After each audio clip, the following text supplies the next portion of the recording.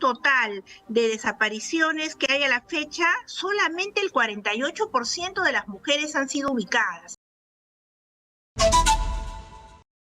Estamos en la comunicación con Carolina Garcés, representante de la Adjuntiva para los Derechos de la Mujer de la Defensoría del Pueblo, a la cual le doy la bienvenida aquí en Exitosa. Muy buenas noches.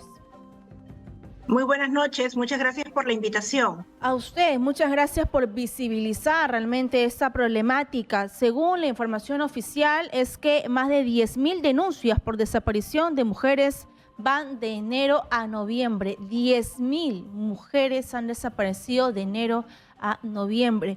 Y la pregunta es, ¿cómo van esas investigaciones? ¿Cómo va esa búsqueda de esas 10.000 mujeres?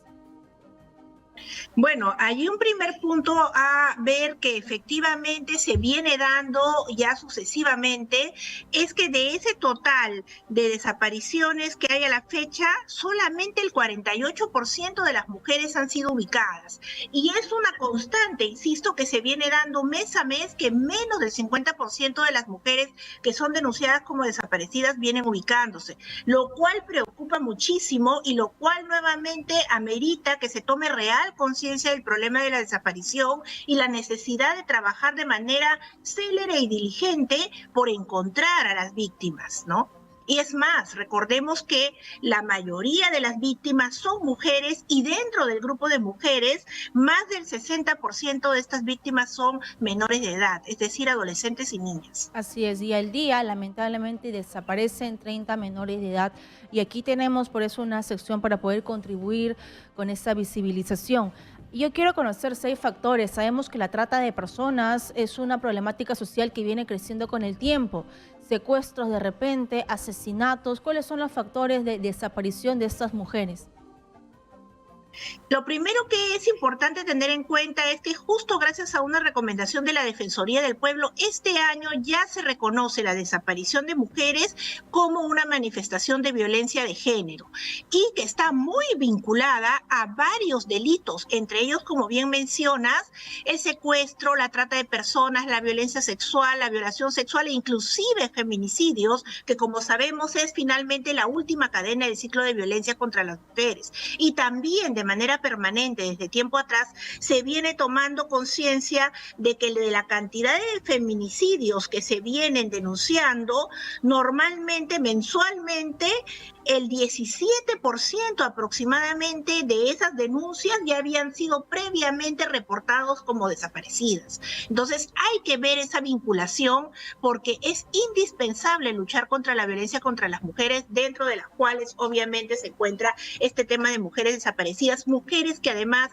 muchas veces son mujeres en situación de pobreza y cuando están lejos en zonas rurales es mucho más difícil todavía poder hacer funcionar al sistema, tanto a nivel de la policía como del Ministerio Público, como del Poder Judicial y también lo que corresponde al rol del Centros de Emergencia Mujer, del Ministerio de la Mujer y Poblaciones Vulnerables o las UPEs, las Unidades de Protección Especial, cuando se trata de personas menores de edad. Lo que nos parece indispensable es que se incida también en que si bien hay normas y las normas son mejorables, mientras que el propio personal del sistema de justicia no opere como debe ser, no busque identificar claramente a las personas desaparecidas, no se va a poder avanzar mucho. Y obviamente dando también el soporte a los familiares de estas personas, de estas mujeres que han sido desaparecidas. Y para eso se necesita también no solamente una capacitación técnica, sino también una toma de conciencia de esta problemática a nivel del Estado y de la sociedad también. Así es, y yo me sumo a eso, a visibilizar lo que pasa al interior de nuestro país. Si en Lima hay carencias, en el interior es aún peor. No hay un médico legista, no hay una cámara GESEL, no hay las herramientas para que estas personas puedan buscar ayuda. ¿Ustedes como Defensoría tienen sectorizado cuáles son las regiones donde hay mayor nivel de desapariciones, de violencia hacia las mujeres?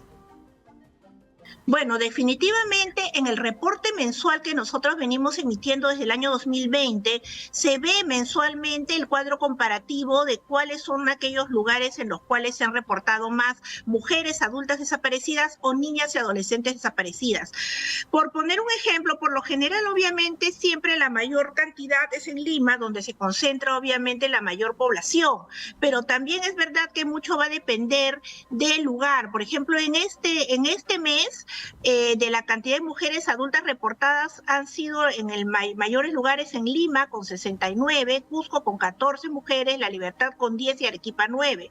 Mientras que en el caso de niñas y adolescentes han sido los lugares con mayor número Lima también Callao, Arequipa y Cusco, ¿no? Entonces hay que ir viendo, dependiendo, y obviamente mucho también, insisto, se vincula con el tema que mencionabas bien de trata y de la mano, obviamente, con trata de mujeres, adolescentes y niñas migrantes, ¿no? Entonces son una serie de aspectos que hay que tener en consideración.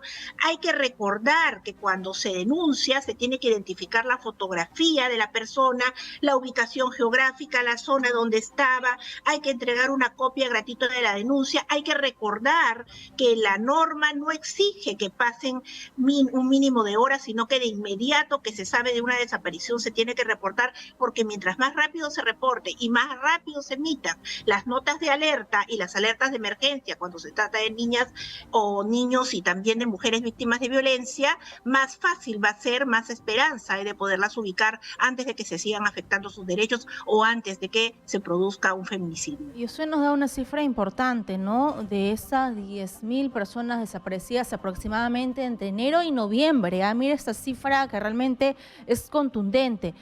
Menos de la mitad está encontrada, y yo digo ¿por qué? ¿Cuáles son los factores para que no se encuentre una persona desaparecida?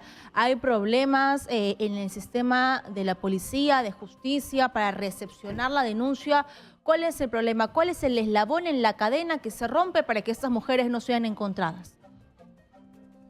Este es un problema sistémico o estructural. De hecho, lo primero que hay que hacer es que haya una articulación entre las diferentes entidades involucradas. Pero como decía, la primera actuación de la policía, que es que obviamente recibir la denuncia, identificar, muchas veces, aunque la norma lo manda, no está la foto de las personas. Ahora se ha avanzado mucho, es verdad, pero todavía hay problemas. O de repente no se emite una copia gratuita de la denuncia, no se apersonan al lugar de los hechos, hay que recoger los indicios, hay que tener una geolocalización, el tema de las cámaras de videovigilancia, que además suena muy urbano, ¿no? Porque si nos ponemos a pensar en las zonas rurales, ¿dónde vamos a sacar cámaras de videovigilancia? Ver que se comience a difundir toda esta información de las personas, buscar que medios de comunicación y también la sociedad civil se comprometa en estos temas, ¿no? Entonces, hay que ver todo este tema para poder ayudar, y cuando se ubica a la víctima, también poder ver de hacerle reconocimiento médico legista,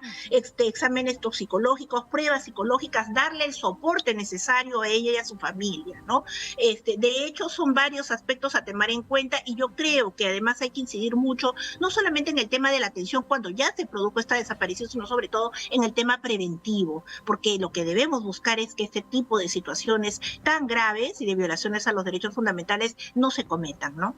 Así es. En el bloque, por ejemplo, que tenemos aquí en Exitosa, que se llama Te Buscamos, he leído durante este año casi la misma circunstancia. Adolescentes, niñas que salen del colegio y no regresan.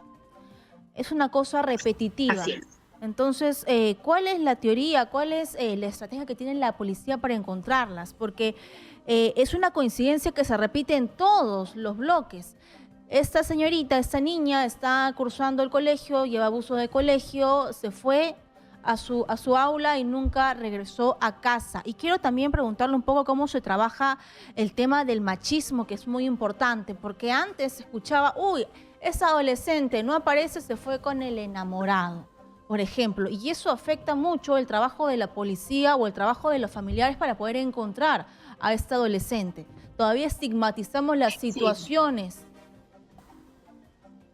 Sí, exactamente, y mencionas un punto que es clave, porque lamentablemente, como decía, las normas tienen que ser adecuadamente interpretadas y aplicadas, pero si esas normas no las vamos a aplicar bien y encima vamos a aplicar estereotipos, van a pasar cosas como las que tú mencionas o lo que pasó con Solcirret, que es uno de los casos más emblemáticos, donde van precisamente los padres a denunciar su desaparición y les dicen, no, seguro que se ha ido con el novio, ¿por qué se está saliendo tan tarde? Esos son estereotipos de género que responden a un machismo machismo, que es gran parte de las causas de esta situación.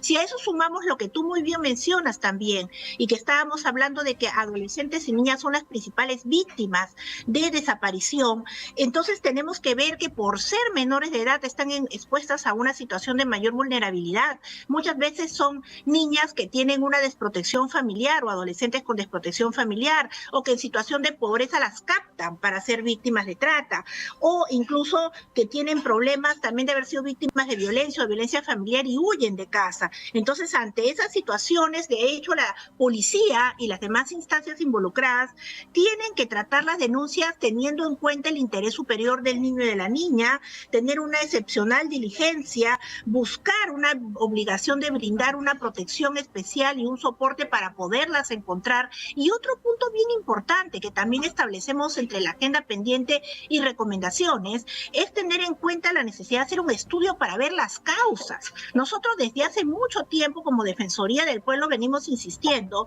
en que funcione la Comisión Multisectorial para el Fortalecimiento del Sistema de Búsqueda de Personas Desaparecidas, que se creó y que solamente ha funcionado una vez en el mes de junio. Y es esta comisión la que de manera articulada tiene que funcionar, y también conocer adecuado registro de personas, porque los registros no funcionan de la mejor manera.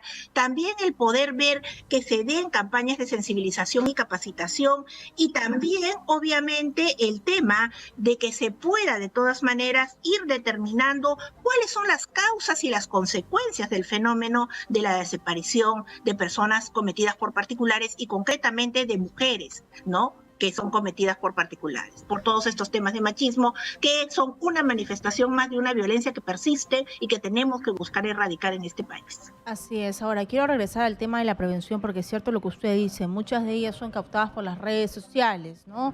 El abandono un poco en casa, el que se sientan solas, se vuelven más vulnerables, y ya sabemos cuál es el destino final de estas adolescentes. ¿Cómo inculcamos una cultura de prevención frente a estos temas cuando ya tenemos familiares, niñas o mujeres adolescentes o mujeres adultas que tampoco escapan a tener ese tipo de problemas?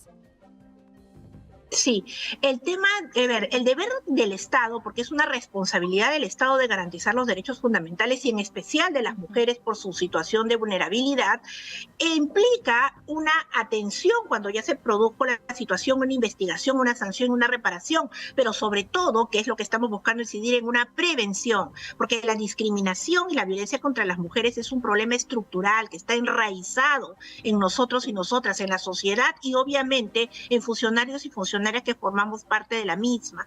En esa lógica preventiva tenemos que tener, de un lado, campañas comunicacionales, y por eso yo saludo que hayan programas y periodistas como tú que están realmente resaltando la necesidad de tomar conciencia de esto, incluso comprometer a empresas también, pero de otro lado, una campaña educativa que ayude también a que desde pequeños y pequeñas, niños y niñas tomen conciencia del cuidado, y padres y madres y personas encargadas de su tenencia también se encarguen de poder proteger adecuadamente a niñas y adolescentes que mañana más temprano que tarde podrían ser víctimas de este tipo de manifestación de violencia, ¿no? Señora Garcés, muchas gracias. Gracias a la Defensoría por visibilizar este problema y hacer un llamado a las autoridades para que se pongan a trabajar por el bien de todas nosotras.